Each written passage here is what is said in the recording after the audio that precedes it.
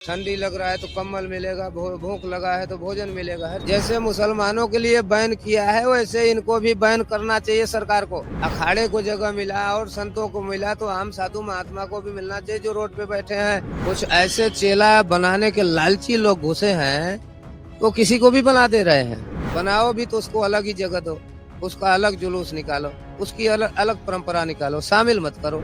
महाकुंभ में हम अलग अलग साधु महात्माओं से मिल रहे हैं, अलग अलग नागा साधुओं से मिल रहे हैं और चलते चलते हमें मिले हैं एक ऐसे नागा साधु जिनकी जटाएं इतनी लंबी हैं जिसकी कल्पना हम खुद भी नहीं कर सकते।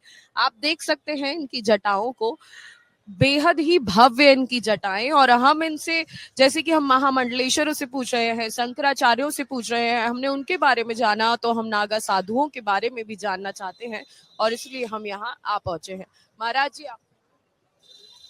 मेरा नाम है 10 नाम भेष भगवान का दिया हुआ छोटा सा नाम, गुरु मूर्तियों का आशीर्वाद से नागा बाबा राजेशपुरी। महाराज जी, सबसे पहले आपकी जटाओं के बारे में पूछना चाहूंगी, ये इतनी लंबी जटाएं कैसे हुई और कब से आप ये रख रहे हैं? मेरा 2001 से संस्कार हुआ है, तब से मेरा जटा है, वही है, मैंने कटाया नहीं। और जटा बढ़ती रही, अपना तपस्या चालू रहा। आज होते होते इतना मंजिल पहुंच सका। और ये जो है जनता जनार्दन समस्त संत महात्माओं का दुआ है, आशीर्वाद है। हम भी दर्शन करने के लिए यहाँ मौका मिला है, अवसर। और इस पवित्र पावन भूमि महाकुंभ प्रयागराज, इस तीर्थ में आने का सौभाग्य मुझे भी मिला है, जिससे कि देख पा रहा हूँ ये सनातन की संस्कृति है, विश्वव्यापी है, ये विश्व लेवल पर है कि नहीं। और सब कुछ अच्छा है, कोई दिक्कत नहीं है, सब अच्छा है।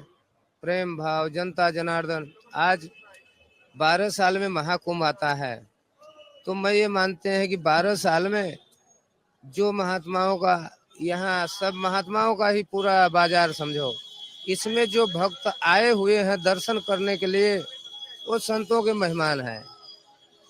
वो किसके? संतों के मेहमान है। जितने साधु महात्मा हैं सबके यहाँ हर एक भगत बैठ रहे हैं, पंगत पा रहे हैं हजारों की संख्या में, है कि नहीं। महीना भर चलता रहेगा। ये सनातन की संस्कृति है। यहाँ कोई भी गरीब परेशानी या कोई भी है, पैसा भी नहीं है, वो भूखा नहीं सोता है। हर चीज की उसे व्यवस्था फ्री, निःशुल्क। ठंडी लग रहा है तो कम्बल मिलेगा, भूख लगा है तो भोजन मिलेगा, हर चीज की व्यवस्था है। ऐसा उत्तम मेला विश्व में कहीं नहीं लगता है। ये सनातन हिंदू जन जागृति ये जो हो रहा है, इसकी हमारे देश के प्रधानमंत्री, हमारे राज्य के मुख्यमंत्री का इसमें बहुत बड़ा योगदान है। और ऐसे प्रधानमंत्री और मुख्यमंत्री का कामना करते हैं कि आजीवन सरकार चलती रहे। महाराज जी, हमने देखा है कि सभी नागा साधु अपने चेहरे पे और शरीर पे ये धुनी रमाते हैं, तो ये कौन सी धुनी होती है और कहाँ से? देखो, मैं आज आपको एक हकीकत बताता हूँ, है कि नहीं। ये जो है, इस पे कोई ड्रेस नहीं पहना जा सकता है। इसमें या तो भगुआ चलेगा या तो भस्मी चलेगा, है कि नहीं। मैंने भगुआ को छोड़ दिया, मैंने संसार को त्यागा, फिर मैंने भगुआ को त्याग दिया। अब मैं भस्मी में रहता हूँ। अब भगुआ को क्यों त्यागा, इसका रीजन आपको नहीं मालूम होगा। भगुआ को हमने क्यों त्यागा? भगुआ एक दुकान पे मिलने वाला एक कपड़ा है, उसको कोई भी जाके खरीद लेता है। चोर भी खरीद ले, बदमाश भी खरीद ले, उचक्का भी खरीद ले, तो उसका जगह जगह बदनामी हो रही है। इसलिए उस चीज से निकल जाओ। जो चीज में जनता समाज को दोष दिखाई देने लगे, उससे निकल कर साधु को शांति जीवन में भजन करना चाहिए। और दूसरी परंपरा है कि जो भाई समाज है, जो अखाड़ा है, जो सब कुछ है, बस कमी ये है कि अभी जो जगह मिला है वो साधु महात्मा को जगह नहीं मिला है। हमारे कितने साधु रोड पे तंबू लगाए हैं। आखिर गवर्नमेंट अखाड़े को सब कुछ मदद किया होगा, करता होगा, तो क्या एक अखाड़े की जगह जितने साधु संत हैं एक साथ में अगर उनको तंबू लगाया जाए तो क्या दिक्कत है। इसलिए अखाड़ा है, अखाड़े के अंतर्गत सब साधु को तंबू लगाना चाहिए।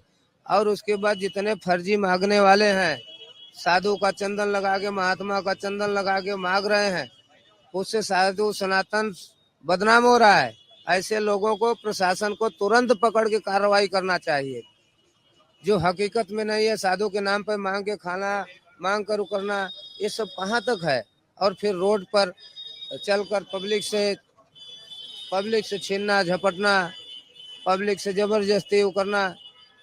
साधु का काम है साधना में रहना, भजन में रहना, और वो चीज नहीं। जो रोड पे मांगने के लिए थैला लेके सुबह से सैकड़ों आ रहे हैं, ये सब गृहस्थी है।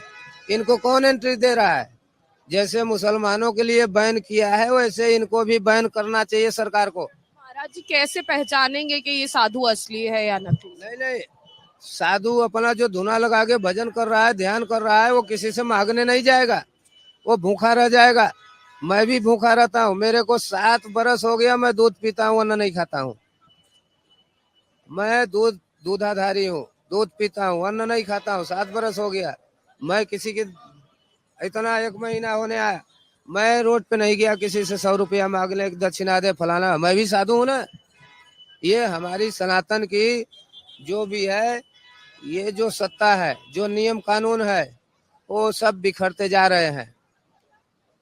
ये आगे चलकर पूरे समाज को, पूरे अखाड़े को बहुत बड़ा जो है खामियाजा भुगतना पड़ेगा। इसकी रोकथाम कैसे? इसकी रोकथाम जो बड़े बड़े मंडलेश्वर, जो बड़े बड़े थानापति, जो बड़े बड़े सेक्रेटरी जिनको पदवी मिली है, उनका जो है अधिकार है। अभी मंडलेश्वर या श्रीमंत किस लिए बना था? हमारे समाज की जो है सुरक्षा हो, हमारे समाज का व्यवस्था हो, है कि नहीं। लेकिन कहीं कहीं तो वो ऐसे दिखते हैं कि वो खुद ही फोड़ रहे हैं, वो सब खुद ही फोड़ रहे हैं। इसलिए हम लोग तो देख, साधु हैं, महात्मा हैं, भजन करते हैं, गरीब साधु हैं। हम किसी की सच्चाई, किसी को कुछ नहीं बोलते, है कि नहीं। लेकिन आने वाला समय अच्छा नहीं होगा। ऐसा परंपरा, ऐसा नीति नियम चल रहा है, समाज के साधु बदनाम हो जाएंगे। जो मांगने खाने वाले आ रहे हैं, अखाड़े के सामने जाके मांग रहे हैं, हाँ? साधु महात्मा का क्या मतलब रह गया? साधु महात्मा अंदर धुना लगा के बैठे हैं, भजन कर रहे हैं, भीख मांगने वाले गृहस्थी आके रोड पे मांग रहे हैं। महाराज जी जैसे हाँ, नागा साधुओं को जैसे इतने बड़े बड़े आश्रम बने हैं महामंडलेश्वर के, जगत गुरु के, तो नागा साधुओं को भी कुछ स्थान दिया जाता है उनके रुकने और रहने? सरकार ने सब कुछ व्यवस्था सरकार की तरफ से होता है, और जो लीडर हैं, महंत जो भी हैं अखाड़े के, उनका बातचीत क्लोजमेंट रहता है। अब वो क्या उनको लोकेशन दिए, क्या नहीं दिए, अब वो तो भगवान जाने। लेकिन अखाड़े को जब भाई अखाड़े को जगह मिला और संतों को मिला, तो आम साधु महात्मा को भी मिलना चाहिए। जो रोड पे बैठे हैं तंबू लगा के, उनको रोड पे क्यों जो है तंबू लगाने के लिए मजबूर किया गया। अभी उधर देखो महात्मा रोड पे है, इधर जाओ चारों तरफ रोड पे महात्मा है। एक अखाड़ा एक तरफ रहना चाहिए, इससे अखाड़ा बदनाम नहीं होता है। जब एक साथ में रहेगा तो कोई उल्टा सीधा व्यवहार नहीं कर सकेगा। जब अकेले रहेगा, उसे न्यारा जगह मिल जाएगा, वो मन मर्जी से कुछ भी कर सकता है। अखाड़े के अनुकूल, अखाड़े के प्रतिकूल, उसका असर जैसा करेगा वैसा परिणाम। महाराज जी मेरा आखिरी सवाल है कि जैसे जब अमृत स्नान होता है तो सभी नागा साधु एक जगह पहुंचते हैं, हमें संगम तट पर दिखते हैं, तो कैसे वहां तक पहुंचते हैं? आप लोग कहाँ से सब इकट्ठे होते हैं तब एक साथ? देख देवी, मैं आज बहुत बड़ी सच्चाई बता रहा हूँ, जानना चाहती है ना? ये मेरे बगल में है, ये अखाड़े में संस्कार करा के आया है। इसका लड़की है, बीवी बच्चा सब कुछ है। कुछ ऐसे चेला बनाने के लालची लोग घुसे हैं, वो किसी को भी बना दे रहे हैं। इससे अखाड़े का बदनामी होता है। अभी वो कैलाशानंद महाराज को बोल रहा था, वो चेली बनाया है, तो बोले मंडलेश्वर 5 लाख में बिक रहे हैं, मंडलेश्वर। कहीं उसकी बात सत्य है? ये खेल इसलिए अखाड़े का, परंपरा का सब सत्यानाश हो रहा है कि नहीं? नियमावली सब बिखर गई है। नहीं, 3 साल में कुंभ में सब बदल जाते थे, मंडलेश्वर भी, महंत भी, श्री महंत भी। अभी जिसका जिसका मजबूत है बोलबाला, वो 10 साल 20 साल बना रहे, कोई दिक्कत नहीं है। इससे अखाड़े का एक तरह से पॉलिटिक्स होता है ना, उस तरह का सिस्टम बन गया है कि नहीं? उसी तरह का सिस्टम है। आपके हिसाब से ये खराब है, ऐसा नहीं होना चाहिए। न तो चेली बनना चाहिए, है कि नहीं? चेली भी नहीं बनाना चाहिए। बनाओ भी तो उसको अलग ही जगह दो, उसका अलग जुलूस निकालो, उसकी अलग अलग परंपरा निकालो, शामिल मत करो। क्यों? कि उसके साथ बैठना, उठना, घूमना, टहलना पब्लिक पर गलत प्रभाव जाता है कि नहीं? इसलिए हमें उस परंपरा से बचना चाहिए। हमने जो बोला, अगर मेरी कुछ गलती होगा तो माफ करना, है कि नहीं? हमें जो आया बक दिया। अब वो सत्य है कि असत्य है, वो तो भगवान जाने। हम हमारे तरफ से हकीकत बताया। जो कैलाशानंद बोला वो सत्य बोला,